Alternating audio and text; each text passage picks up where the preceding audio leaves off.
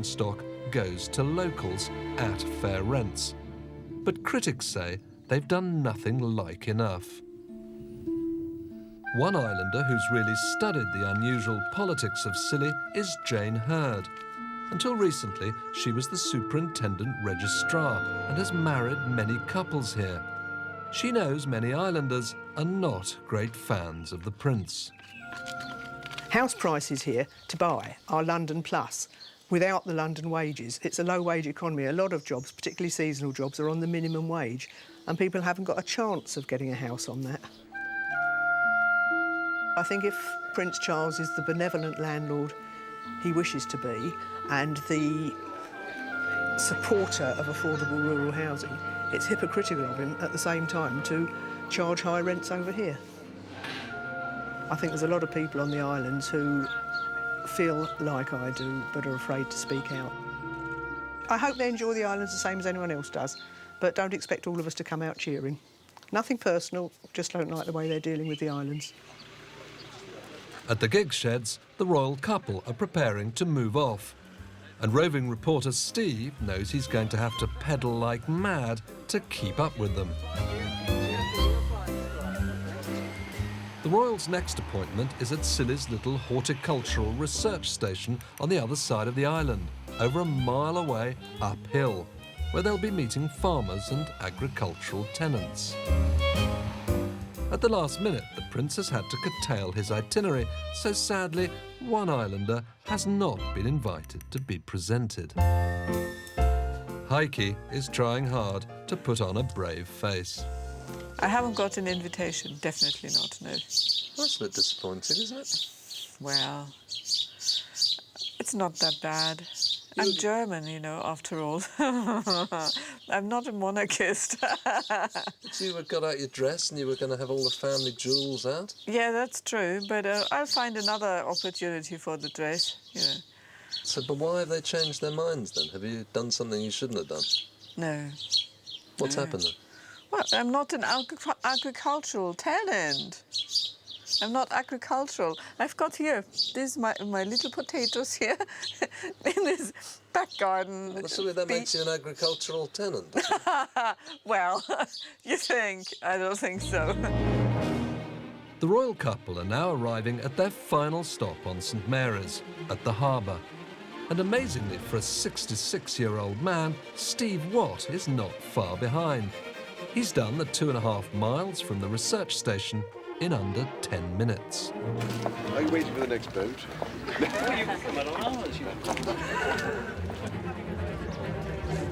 Because the Prince is really interested in talking to people as he moves along. There's the ladies carrying babies and rucksacks and so on. Obviously here on holiday, he's moving along.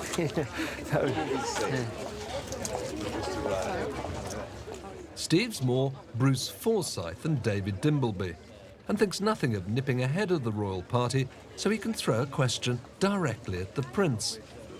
But before Steve's even had a chance, the royal press team brush him aside.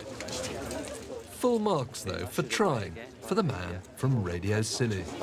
You're being pushed back by the press entourage, the palace entourage, really, keeping you to one side.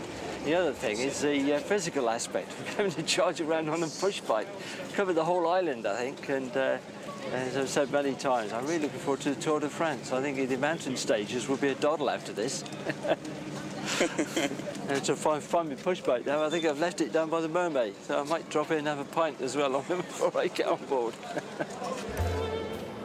With the Prince and Camilla on their way, it's back to normal duties for Steve and his mission to cover real stories about real island people. There's one islander in particular Steve's in a hurry to catch up with. Thanks to Steve's broadcasts, Patsy's had lots of offers of help at the Island Pigeon Sanctuary.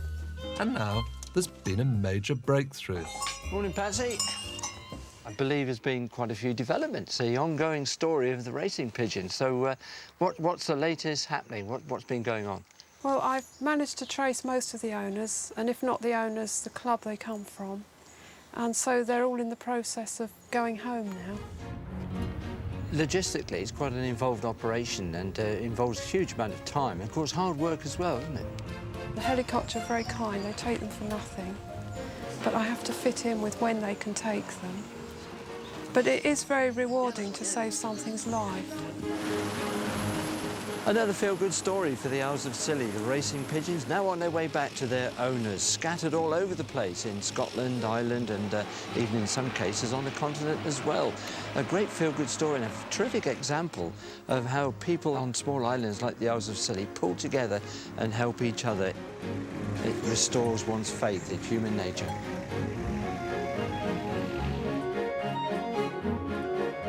In the next programme, strange sounds emanate from a remote corner of the islands. David Easton immerses himself in Welsh culture.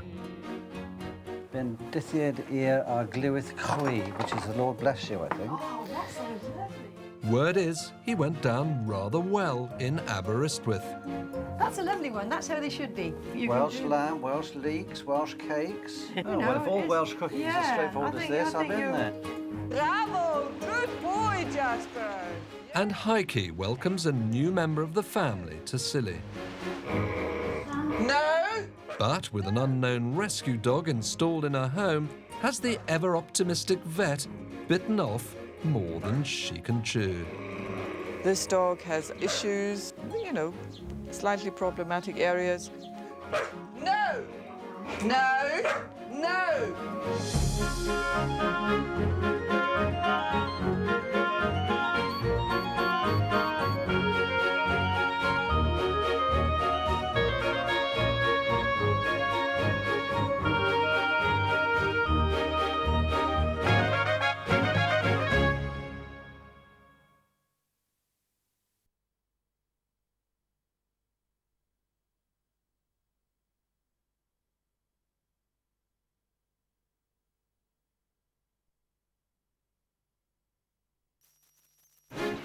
It's all change on the Isles of Scilly. After his romance with a veterinary nurse, Sarah, came to an end, young Greg has to make some big decisions about his future. His father, Nigel, from the Airfare Cafe, fears he'll soon have to say goodbye to his long-lost son. He's been away, he's come back, he's met somebody, split up. It's a whole lifetime of things, really. He's been a good thing to have around. After the sudden death of her much-loved bull terrier Leo, Heike and her son Sammy waste no time in welcoming a new member of the family. Very energetic, very playful, loves to play. He's lovely. But does the ever-optimistic island vet really know what she's letting herself in for? Come here, come on. Down. And the island's Methodist minister, the Reverend David Easton, is facing an agonising wait to see if he's got the job he badly wants in Wales. He knows the decision is up to the local congregation. It's always how you relate to the people and how they relate to you that really matters. If they decided my face didn't fit, or I felt that I would be a square peg in a round hole, then the appointment wouldn't go ahead.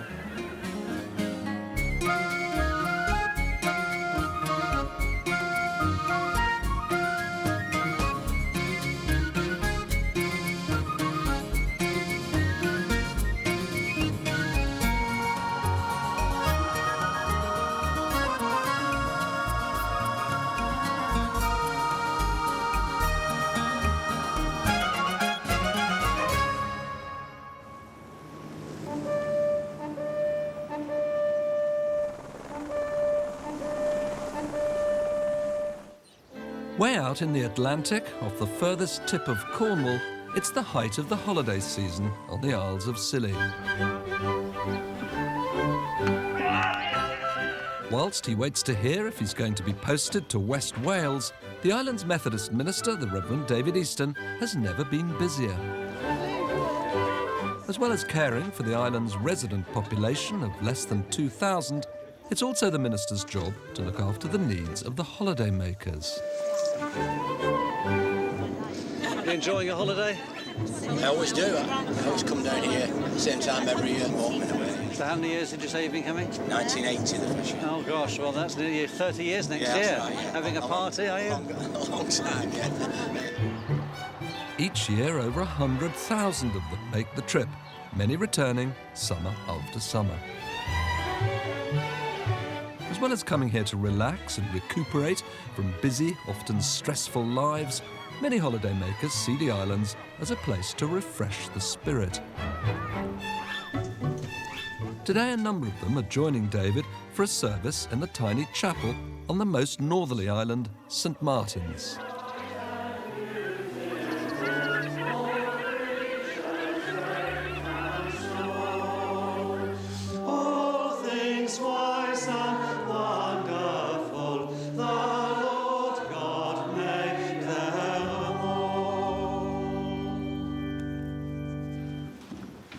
Now we're going to share together in our prayer of thanksgiving.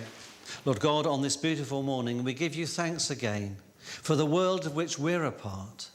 We look out upon the sky and the sea, the plants that grow in the fields and the gardens, seeds that have been sown and have grown and produced the plants and in time perhaps the fruit. All these things are the pattern and part of our lives. And we give you thanks for those. David wants the visitors to relish every moment of their time on Scilly and take a symbol of it with them when they leave. Now, I've got a visual aid here this morning, and I brought along with me some seeds. I'm going to put this bowl at the back of the church, and when you leave this morning, you can take some seeds with you. Just take a little pinch of those with you and think about those little seeds. They're tiny. They really are quite small. And yet there's a life inside each of those seeds. Over on the neighbouring island of Tresco, Heike the vet is on a particularly demanding mission. A small dolphin's been found stranded on a beach.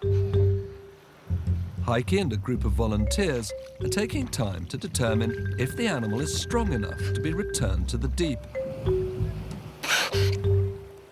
Its breathing seems normal, so what are they going to do? It all depends if there's pods of other dolphins around. He or she still needs to drink milk. It's actually quite a baby.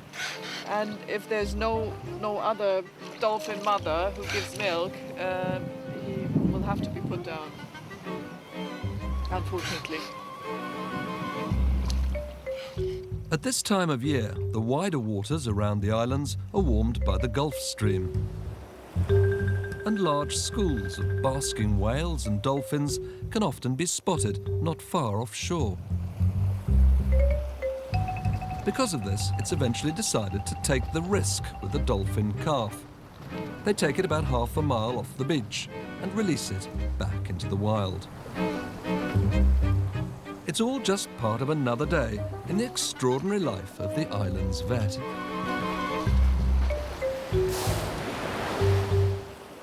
On the mainland, most vets tend to specialise, but here, Heike has to be jack of all trades. You're the only vet here, so you have to know everything about all kinds of animals, don't you? True, from a stick insect to a whale. I also do seals, well, basically mainly seal babies, the white furred one. And I've also rescued a turtle already. And now the dolphin. It's rare, it's very rare, but I like it. I love it actually, because I'm interested in all kinds of animals.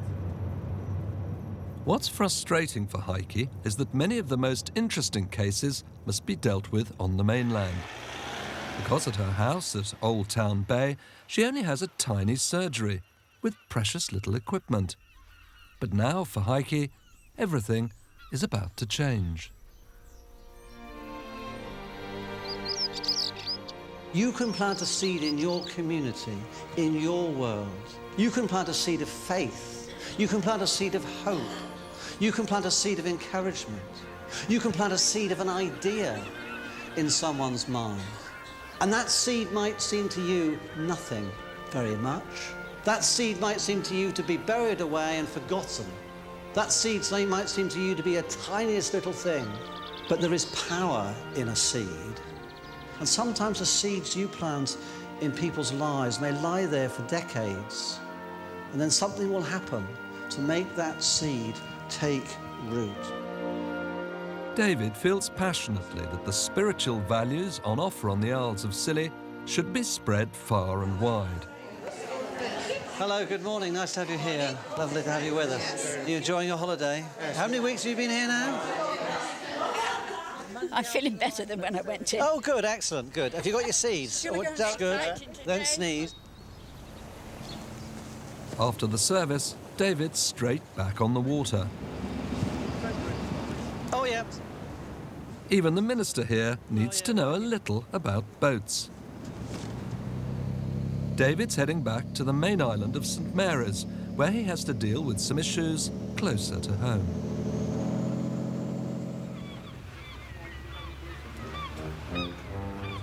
Over the years, down by the main harbour, two famous island characters have become almost as familiar to the visitors as to the locals. The legendary boatman Fraser Hicks rarely goes anywhere without his loyal companion Sally. Sally's got such good sea legs that she's virtually become Fraser's bosun as he plies his trusty boat Sea King between the islands all day, every day.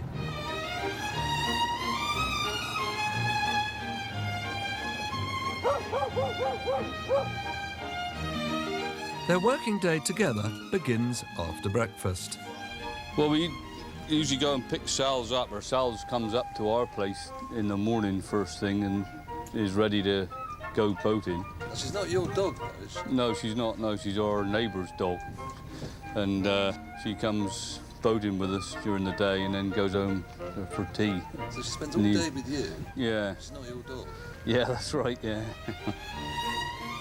Having a dog aboard has become a tradition amongst the Scilly boatmen. As well as good luck, the dogs are said to calm nervous passengers. Most of the boatmen seem to have got dogs. Yeah, that's it. Yeah, well, I think, you know, obviously they're good company, aren't they? The dogs are, it's nice to have a dog around, really. And we're lucky enough to have adopted Sally, or Sally's adopted us. I think that's probably the nearer. Sally's adopted us, I think. Sadly, though, Sally's days at sea are numbered. She's 16 years old and is growing increasingly frail. Fraser knows there can't be many more voyages left for his trusty companion.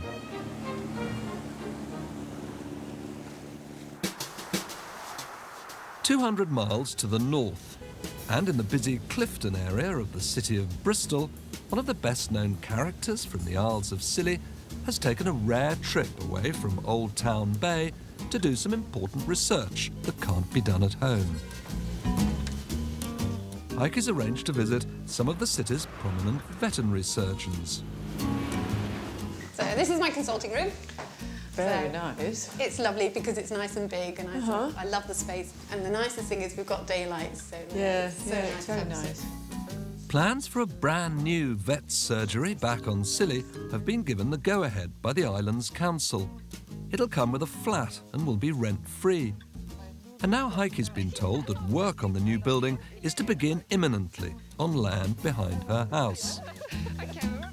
Now Heike needs ideas and a lot of good advice on how to equip the new surgery. Oh, that's nice. Yeah. How much was that? 1,500, I think. 1,500, you know. It adds up. It adds up. Finding ways of getting hold of good quality equipment cheaply is paramount for the cash-strapped island vet. You know, we've got a little dental x-ray machine. Oh, I got this from the auctions. Oh, yes? £50. What? Yeah. £50 Yep. only? We got this second-hand as well. The ultrasound? Yep. And this is my new baby. It's a digital x-ray machine. Virtually this whole practice was kitted out from the auction. Is it possible to go to, well, not personally to be at the auction? Yes. Do it all, you know, yes, you can, yeah. Well, over the Because internet? Yeah. I can't get away, you know. Well, you know, if you want, you know, I can go now. If you tell me what you want, I'm quite happy to go and have a look for you and tell you if it's any good. We can find you all sorts of bits and pieces at the auction. Yeah? So some encouraging offers of help to get her new surgery on Silly up and running. But before she leaves Bristol, Heike has another appointment, this time with an old friend. Here at Bristol's famous zoo, working with an extraordinary range of exotic animals, is Heike's former vet nurse, Sarah. She had to leave Silly a few months ago because Heike had no money to pay her. Nonetheless, the two formed a close friendship. And with the new island surgery now a reality, Heike wants to know if there's any chance Sarah would come back. Ah! Hi! Oh, you're looking really well.